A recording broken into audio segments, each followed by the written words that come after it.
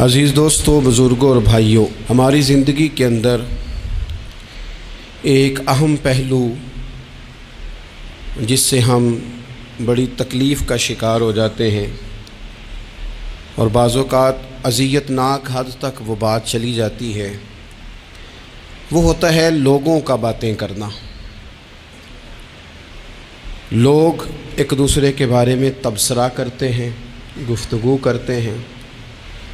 اگرچہ اسلام نے اسے بڑا ناپسند کیا اور غیبت کو زنا سے زیادہ بدتر قرار دیا،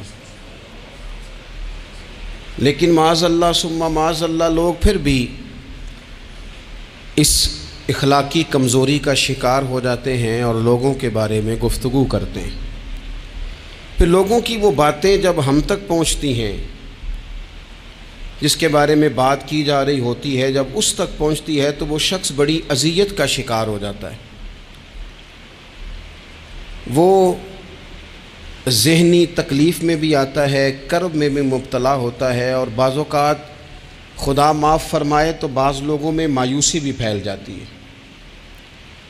آپ قرآن مجید فرقان حمید کو دیکھیں تو اللہ تعالیٰ نے قرآن مجید میں فرمایا کہ وَإِذَا قِيلَ لَهُمْ آمِنُوا كَمَا آمَنَ النَّاسُ، جب منافقین سے کہا جائے کہ اس طرح ایمان لاؤ جس طرح کے باقی لوگ ایمان لائے ہیں، یعنی صحابہ کرام، قالوا تو وہ کہتے ہیں آنؤمن کما آمن السفہاء، ہم اس طرح ایمان لے آئیں جس طرح معاذ اللہ یہ بیوقوف ایمان لائے، ان کی طرح ایمان لے آئیں۔ الا انہم هم السفہاء، اللہ فرماتے ہیں خبردار ہو جاؤ یہی بیوقوف ہیں، ولکن لا یعلمون، لیکن یہ جانتے نہیں۔ انہیں اس بات کی خبر، ان لوگوں کو جو کائنات کے بہترین لوگ ہیں زمین پر، انبیاء کے بعد صحابہ، ان کو لوگوں نے بیوقوف کہہ دیا،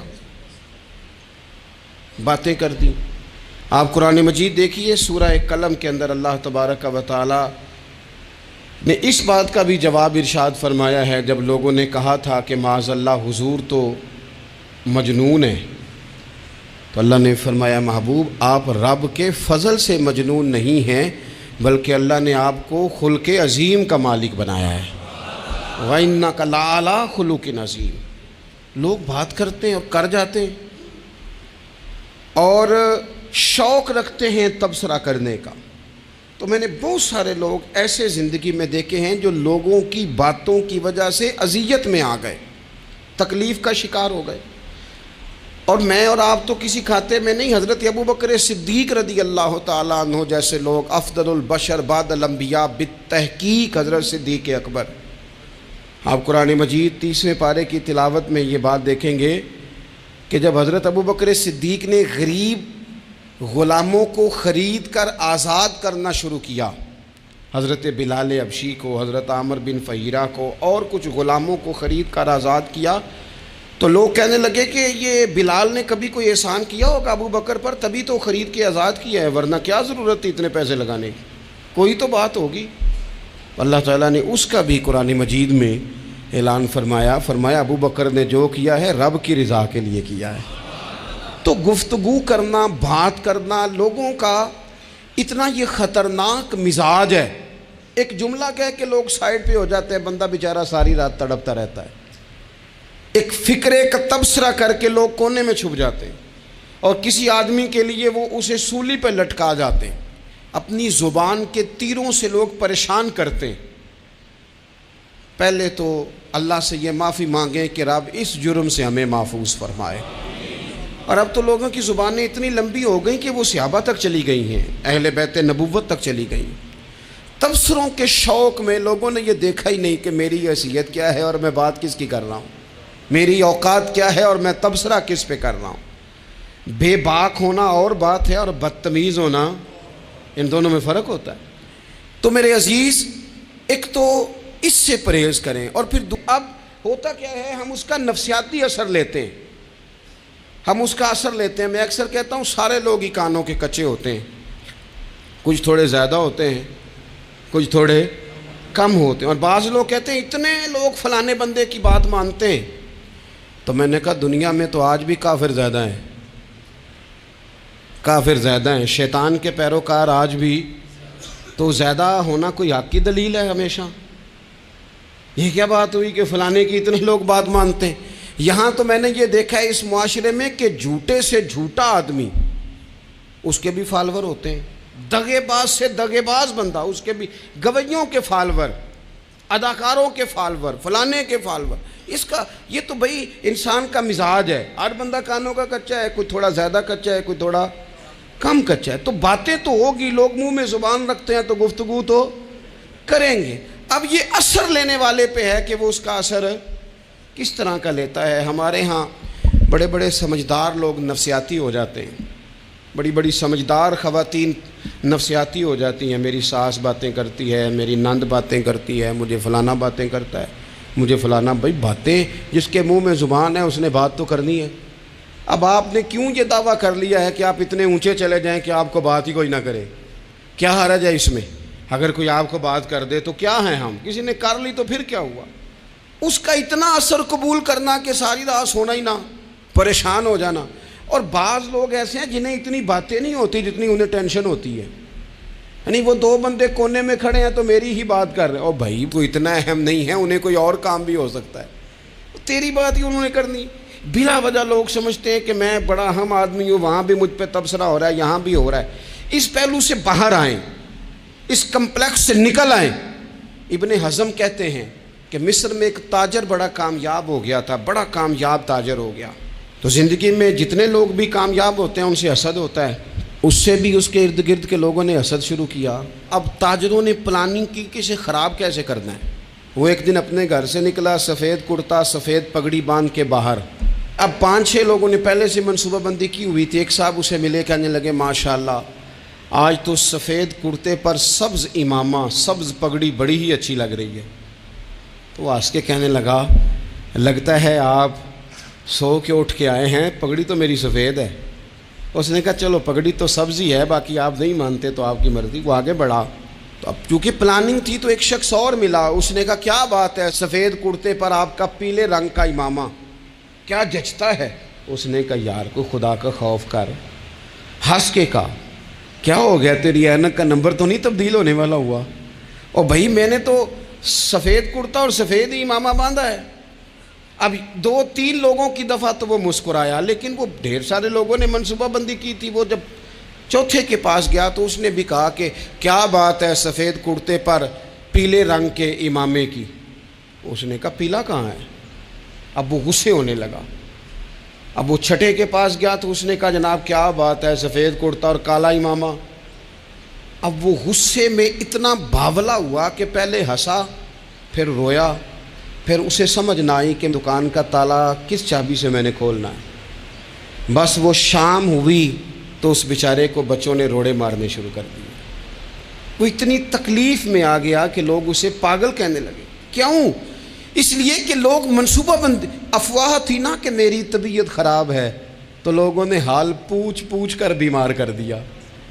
لوگوں کی باتیں، لوگوں کے تبصرے، لوگوں کے کومنٹس۔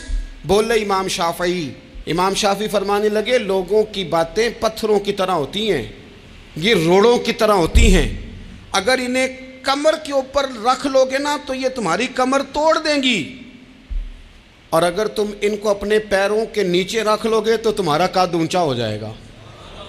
بس دنیا میں وہ لوگ پریشان ہوتے ہیں جو لوگوں کی باتوں کو کندھوں پر سوار کر لیتے ہیں، جو پیروں کے نیچے رکھے، جو پاؤں کے نیچے رکھے ان کا قد۔ وہ پرانے زمانے میں نا عارف رومی رحمۃ اللہ علیہ فرماتے ہیں کہ ایک بیل گائے گر گئی تھی کنویں کے اندر، تو اب وہ لوگ اس کو نکال تو نہیں سکتے تھے، تو انہوں نے اس طرح کیا کہ مٹی ڈالنی شروع کر دی کہ اب بدبو آئے گی، پریشانی ہوگی، تو اس کو بند کر دیتے ہیں اندر ہی، کنویں کو کنواں نئی جگہ پہ کھود لیتے ہیں۔ انہوں نے جب اس کے اندر مٹی ڈالی نا تو وہ گائیں جو تھی وہ مٹی جھاڑ کے تو مٹی کے اوپر آ گئی، انہوں نے پھر مٹی ڈالی تو وہ تھوڑی اور اوپر آ گئی، اور مٹی ڈالی تو اور وہ مٹی ڈالتے گئے اور گائیں وہاں سے کنویں سے باہر آ گئی۔ لوگوں نے دفن کرنا چاہا، وہ باہر نکل آئی۔ اور میرے بھائی لوگ بھی اپنی باتوں میں دفن کرنا چاہتے ہیں، لیکن یاد رکھنا جو چمکنے والے تھے وہ چمکتے ہی رہے، جن کو اللہ نے عزت دی تھی ان کی گھٹائی کوئی نہیں سکا۔ اتنی لمبی زبانیں کھول کے لوگوں نے صحابہ کے بارے میں باتیں کی، باتیں ہو رہی ہیں۔ لوگ جن کو دبانا چاہتے تھے، آج نہیں صوفیاء کی مخالفت شروع ہوئی، ان کے زمانے میں بھی ہوئی، ان کے دور میں ان کے خلاف کتابیں لکھی گئیں، لکھنے والے خدا جانے کہاں ہیں، اور داتا صاحب ہو رہی ہے، خواجہ صاحب ہو رہی ہے۔ حضور غوث اعظم کے ان کے زمانے میں بھی ایسا نہیں ہوا کہ بڑی خوشی سے لوگوں نے آگے بڑھ کے پھول ڈالے ہوں، ان کے دور میں باقاعدہ جتھے تیار ہوئے، جتھے، اور پورا کام کیا گیا۔ اور ویسے بھی اگر کوئی شخص آپ کا مخالف ہی نہیں ہے تو پھر آپ کو چمکنے کا مزہ کیسے آئے گا؟ کوئی تو مخالف ہو نا، کوئی تو ہو نا جو کوئی بات کرے۔ دیکھیں نا، اگر اندھیرا نہ ہو، رات نہ ہو، تو بلب کی کوئی اہمیت رہ جائے گی؟ یہ چمکتا ہی تب ہے جب اندھیرا زیادہ ہوتا ہے۔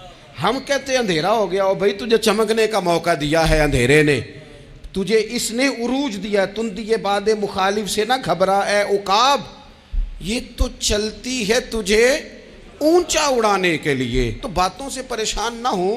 میں نے کہا کہ اگر آپ باتوں کا پہاڑ بنا کے اوپر سوار ہو جائیں گے نا تو قد اونچا کریں گی باتیں۔ جو بندہ ڈسکس ہونے لگ جاتا ہے وہی تو مشہور ہوتا ہے، اسی کی تو بات ہوتی ہے۔ دیکھیں کیا ہوتا تھا بھلا مکے میں، کوئی بندہ باہر سے آتا تو ابو جال اسے کھڑا کر کے کہتا حضور کے پاس نہ جانا، تو کہتا پتہ تو کروں بھلا نبی پاک کے پاس کیا ہے، پتہ تو کروں بھلا حضور کے پاس کیا ہے۔ تو جن سے تعارف نہیں ہونا تھا وہ بھی تعارف کرا رہے تھے رسول پاک کا۔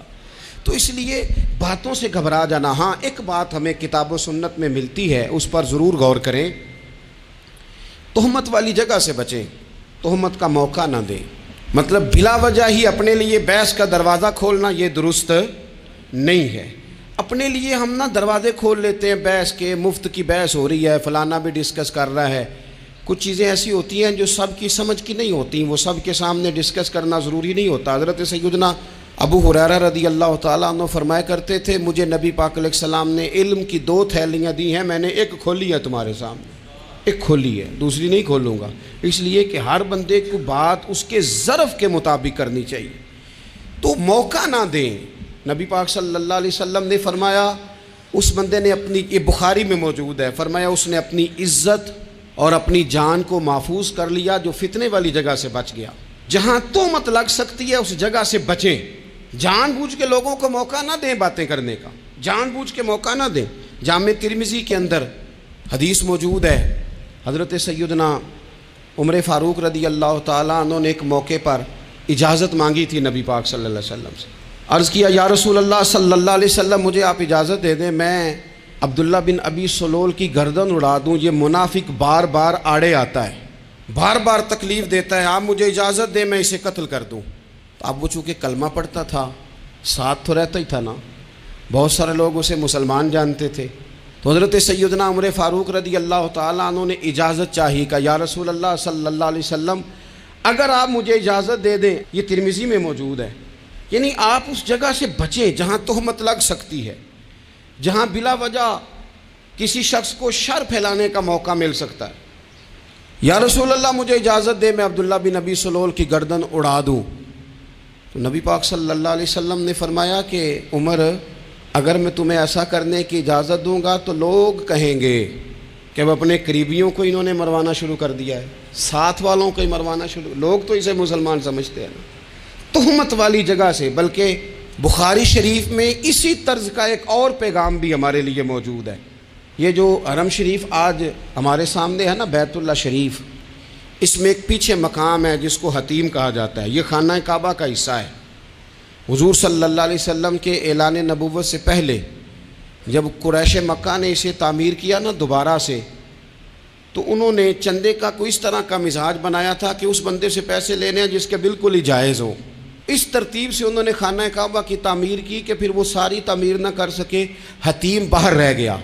تو نبی پاک صلی اللہ علیہ وسلم نے ایک دن فرمایا، بخاری میں موجود ہے، حضور فرمانے لگے، عائشہ اگر تمہاری قوم جاہلیت کے قریب نہ ہوتی، کیونکہ ابھی قریب جاہلیت چھوٹی ہے نا، ابھی لوگوں نے کلمہ پڑھنا شروع کیا ہے، فرمایا اگر یہ جاہلیت کے قریب نہ ہوتے تو میں کعبے کو انہی بنیادوں پر دوبارہ بنا دیتا جن بنیادوں پر حضرت ابراہیم علیہ السلام نے بنایا تھا، لیکن چونکہ یہ جاہلیت کے قریب ہیں، ان کی سمجھ میں چیز نہیں آئے گی، یہ شک میں پڑ جائیں گے، پریشان ہو جائیں گے، لہذا میں یہ کام نہیں کرتا۔ بہت ساری چیزیں ایسی ہیں کہ جن کی وجہ سے بعض سادہ لوگ ابہام کا شکار ہوتے ہیں، ابہام کا، ہمارے علماء نے اس طرح کیا کہ بڑے طے کر کے عقائد کے عنوانات امت تک پہنچائے۔ ہر آدمی ہر شعبے کا اسپیشلسٹ نہیں ہوتا، بہت ساری لوگ باتیں مریض کے سامنے کرنے والی نہیں ہوتی، وہ صرف لواحقین کو بتانے والی ہوتی۔ پھر کچھ لوگ اور آئے جنہوں نے کہا کہ ہم تو ایفیشنسی دکھائیں گے، کچھ خاص ہر بات کھول کر لوگوں کے سامنے رکھیں گے۔ اس کا نقصان پھر یہ ہوتا ہے کہ سادہ لوگ مشکلات کا شکار ہوتے ہیں۔ وہ پھر جب کہتے ہیں ہر چیز ڈسکس کر لینی چاہیے تو پھر باتیں دور نکل جاتی ہیں۔ پھر لوگوں نے انبیاء کرام علیہم السلام کی اجتہادی خطاؤں کو ڈسکس کرنا شروع کیا۔ ربنا ظلمنا انفسنا، اگر حضرت آدم یہ لفظ کہیں تو ان کے لیے تو ٹھیک ہے، لیکن اگر کوئی غلام اور امتی اور بیٹا اٹھ کے یہ لفظ کہے تو اس کے لیے ٹھیک نہیں ہے۔ تو میرے عزیز ایسے کام نہ کریں جس کی وجہ سے بلا وجہ بحث کا۔ ہمارے یہاں کچھ لوگوں کو شوق ہے خبروں میں رہنے کا، وہ ایسی باتیں چھیڑتے ہیں جن سے نہ وہ خبروں میں رہ سکیں۔ میں نے دیکھا ہے وہ کہتے ہیں جی میں نے کوئی انوکھی بات کرنی ہے۔ بھئی انوکھی بات کرنے سے بندہ مشہور تو ہو جاتا ہے۔ ہمارے زمانے میں مشہور ہی وہ ہوتا ہے جو دوسروں سے ذرا ہٹ کے بات کرے، انوکھی کرے۔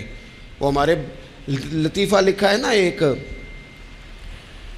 اہل عرب کا ایک ہجا نام کا عربی کا ایک لطائف سنانے والا شاعر ہے، تو وہ کہتا ہے کہ ایک شخص نے ایک دفعہ کہہ دیا تھا گدھا کھانا جائز ہے۔ بڑے بڑے علماء اس کے گھر چلے گئے کہ بھئی کوئی دلیل، کوئی جزیہ، کوئی کہاں سے، کوئی کتاب، کوئی حوالہ، کوئی شے۔ اس نے کہا روز آؤ گے ایک بندے کو بتاؤں گا، کٹھا اسٹیج لگاؤ، ایک ہی دفعہ حوالے دیتا ہوں، روز نہیں دیے جاتے۔ وہ اسٹیج لگ گیا، دنیا جمع ہو گئی، جنہوں نے کبھی ٹائم نہیں نکالنا، تو یہ ذرا انوکھی بات جو کر رہا تھا وہ سارے لوگ آ گئے۔ تو وہ اسٹیج پہ چڑھا تو کہنے لگا مجھے جانتا کوئی نہیں تھا، چلو اب بدنام جو ہوں گے تو کیا نام نہ ہوگا، اب قیامت تک کہو گے تو صحیح نا۔ وہ اس مولوی دے گھر جنہیں ایک بار آکھیا نہیں سی گدھا کھانا جائز ہے، چلو بدنام جو ہوں گے تو کیا۔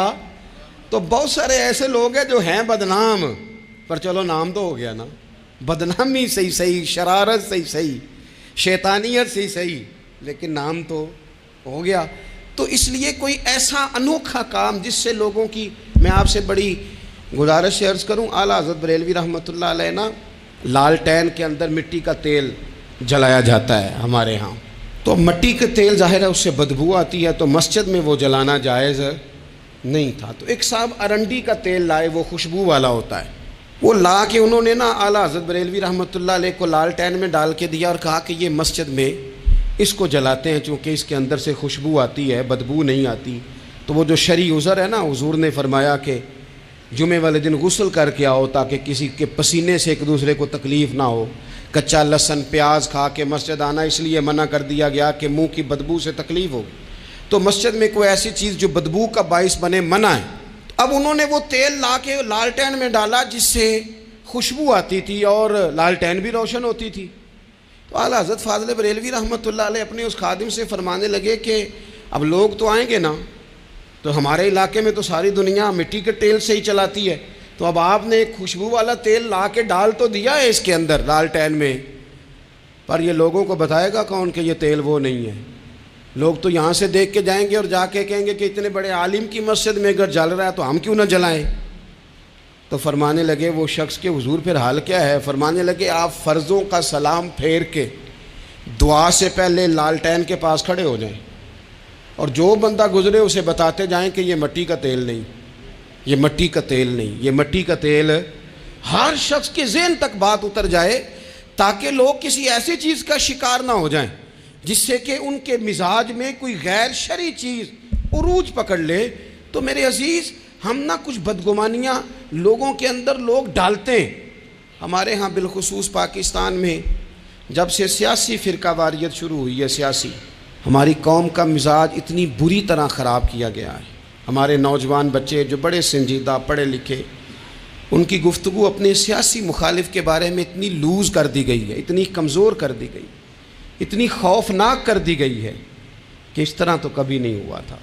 یہ مزاج جو لوگوں کو دیا جا رہا ہے، قومیں اپنے اخلاق کے طور پر زندہ رہتی ہیں۔ بد اخلاقیاں کبھی بھی انسانوں کو اونچا کر سکتی، پیچھے رہ جاتے ہیں لوگ۔ تہذیب کسی سوسائٹی کا حسن ہوتا ہے۔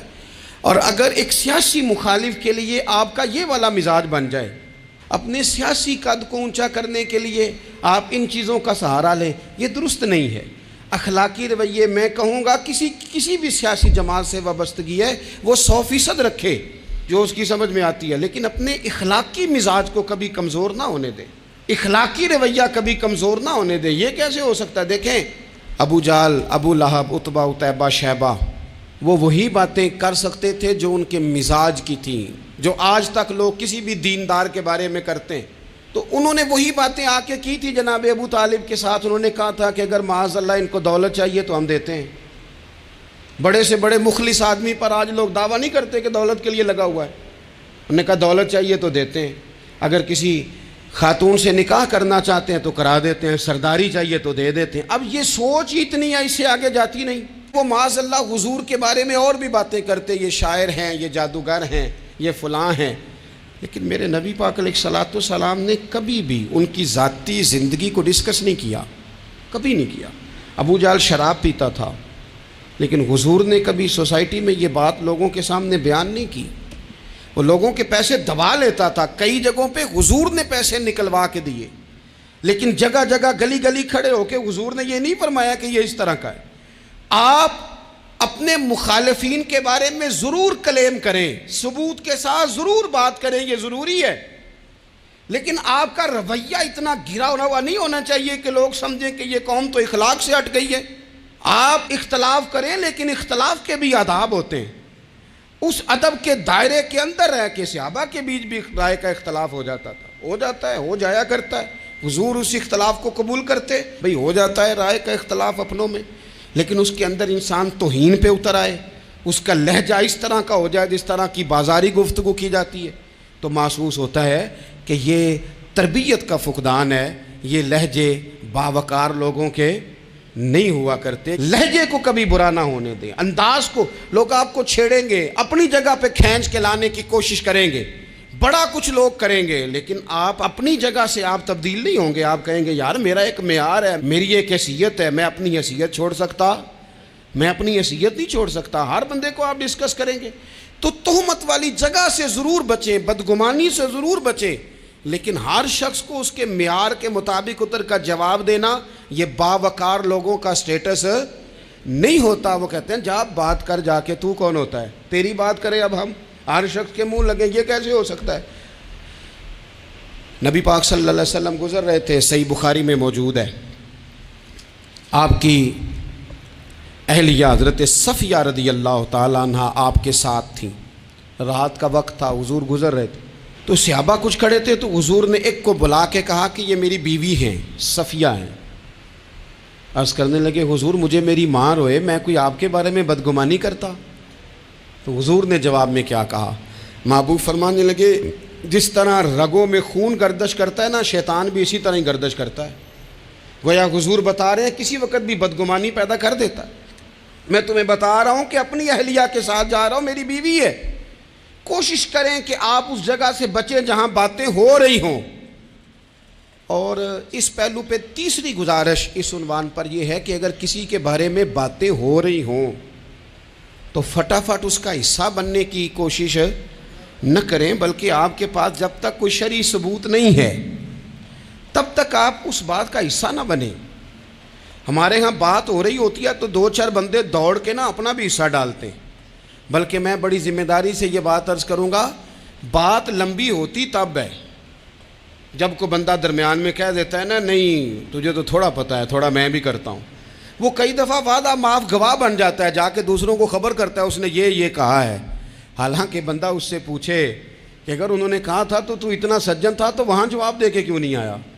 تجھے چاہیے تھا وہیں جواب دیتا، وہیں جا کے جواب دے دیتا۔ ایک بزرگ کی خدمت میں ایک دفعہ حاضر تھا، ایک بڑے عالم تھے، تو ان کے پاس آ کے ایک شخص نے کہا کہ فلاں آدمی آپ کے بارے میں یہ بات کر رہا تھا، تو وہ ہنس پڑے، فرمانے لگے پھر آپ کہاں تھے؟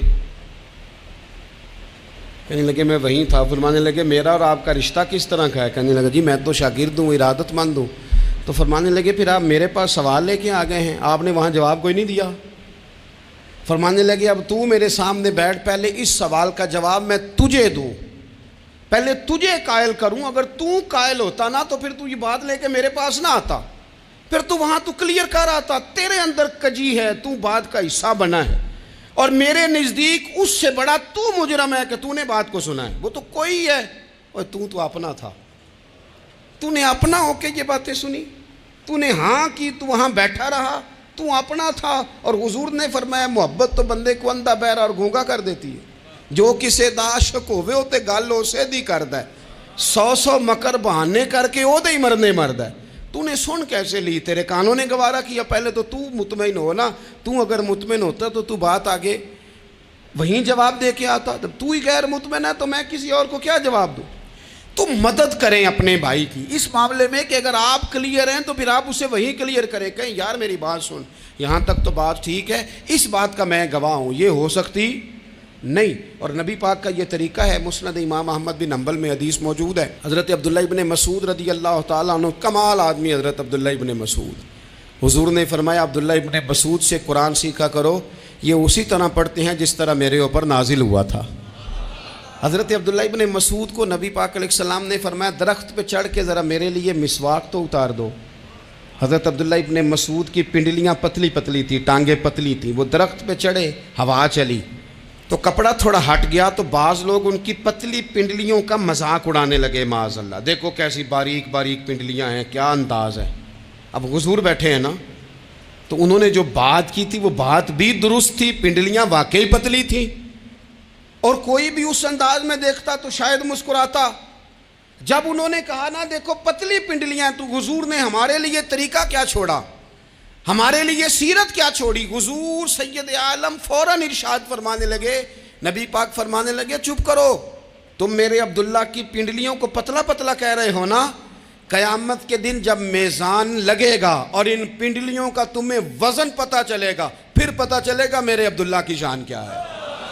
یہ بڑی وزنی پنڈلیاں ہوں گی، جب ان کا میزان پر وزن تلے تو آپ دفاع کریں۔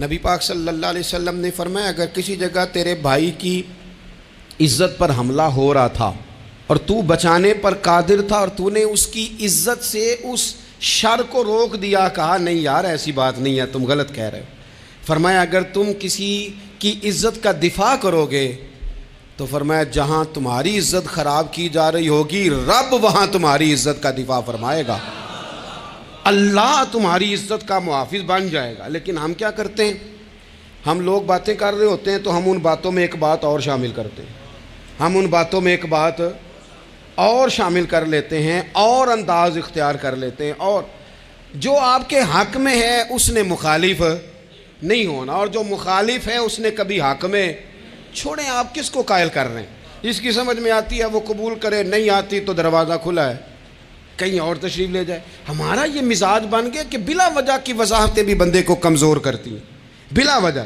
ہم کمزور پڑ جاتے ہیں، تھوڑے بے نیاز ہو جائیں، چھوڑیں کچھ بے نیاز بنے، طبیعت کوئی بے نیاز، ہم نہ بے نیاز نہیں ہوتے، ہر بات کو سوچتے ہیں، ہر بات کی وہ جی وہ فلانے نے پتہ کیا کہا ہے، تو بڑی معذرت سے بالخصوص خواتین کا مسئلہ ہوتا ہے، وہ کہتے ہیں پوری دسو، نہیں دسو نے آکھیا کی، بھئی آپ نے کیا کرنا ہے، اس کے لیے پھانسی کا حکم لگانا ہے آپ نے، چھوڑ دیں، بات ہو گئی ختم ہو گئی۔ اپنی زندگی میں تھوڑی سی بے نیازی بھی پیدا کریں، تھوڑی سی بے نیازی، ہر ایک کی بات سننا، ہر ایک کی بات پر غور کرنا، ہر بندے پر تبصرہ شروع کر دینا، وہ تو تکلیف آ جائے گی۔ وہیں سے جہاں سے بات شروع کی تھی پھر وہیں لاتا ہوں کہ باتوں کا اثر لیں لیکن صرف خیر کی باتوں کا اثر لیں، لیکن صرف اچھے لوگوں کی باتوں کا، ہر ایک کی بات کا اثر لوگے، لوگ دو قدم نہیں چلنے دیں گے۔ اور دوسرا میں آپ کو بڑی ذمہ داری سے عرض کرتا ہوں، ہم ویژن والے لوگ ہیں، ہماری 1400 سال کی تاریخ ہے، ہم ویژن والے لوگ ہیں۔ یہ نہیں ہے کہ ادھر ایک بندہ آیا تو تھوڑی سی ہم اس کے پیچھے چلے جائیں گے، پھر کل ایک اور آئے گا تو تھوڑا سا اس کے پیچھے چلے جائیں گے۔ یہ تو وہ لوگ ہوتے ہیں جن کے پیچھے بنیاد نہیں ہوتی، اور جن کی پوری بنیادیں ہونا وقت زیادہ ہو گیا، ورنہ میں آپ کو اپنی سند پڑھ کے بتاتا کہ ہماری سند امام بخاری تک کیسے جاتی ہے اور امام بخاری کی رسول پاک تک کیسے جاتی ہے۔ یہ تو ایک تسلسل ہے، تو اس لیے بڑی جلدی آزمائش کا شکار نہ ہوا کریں۔ باتیں کس لیے ہیں؟ جو بندہ ویلا ہے اس نے بھی 4 باتیں تو ہر بات کا اثر نہ لیں۔ بالخصوص جوانوں سے کہتا ہوں، ٹارگٹ اچیو کرنے کے لیے سب سے پہلے تو مقاصد کا تعین کرے، جانا کدھر، اور پھر اس پہ لگ پڑے۔ باتیں ہوتی رہیں گی، لیکن باتوں کو پشت پہ سوار نہیں کرنا، باتوں کو پاؤں کے نیچے رکھنا ہے، قد اونچا ہو جائے گا، قد اونچا ہو جائے گا، پشت پہ سوار کرو گے تو گردن ٹیڑھی کر دیں گے۔ آپ بس بڑھتے جائیں۔ گھوڑا جب دوڑتا ہے نا، دوڑتا ہے تو اس کے پیروں کو جھاڑیاں لگتی ہیں، لیکن اگر دوڑتا رہے تو کوئی جھاڑی کہیں رہ جاتی ہے، کوئی کہیں رہ جاتی ہے۔ باقی مخلوق کرتی ہے باتیں، وہ کرتی رہے گی، آپ آگے بڑھیں، سفر کرتے رہیں۔ سفر بہت سارے باتیں کرنے والے وہیں رہ جاتے ہیں اور کام کرنے والے کہیں کے کہیں پہنچ جاتے ہیں۔ باتیں کرنے والوں میں سے نہ ہوں، کام کرنے والوں میں سے ہوں۔ اللہ توفیق عطا فرمائے۔ آخر دعوانا ان الحمد للہ رب العالمین۔